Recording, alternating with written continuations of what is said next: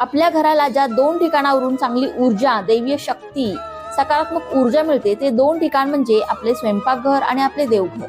आपल्या स्वयंपाकघरात म्हणजेच आपल्या किचनमध्ये जर ही 3 कामे रात्री आपण करून झोपलो तर आपल्या घरावर कोणतेही संकट येणार नाही, अडचणी येणार नाही, लक्ष्मी प्रसन्न राहील, सुख समृद्धी घरात नांदेल आणि दरिद्री, गरिबी घरातून बाहेर निघून जाईल.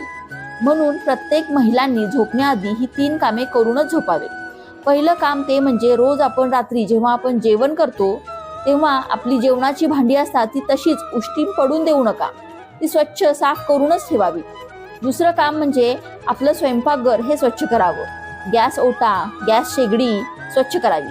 कोणताही घाण कचरा गॅस ओट्यावर राहू देऊ नका. आणि तिसरं काम म्हणजे तांब्याच्या भांड्यात पाणी घेऊन ते गॅस शेजारी ठेवायचं आणि सकाळी उठून ते पाणी मुख्य दरवाजाच्या बाहेर फेकायचं. याने नकारात्मक ऊर्जा बाहेर निघून जाईल.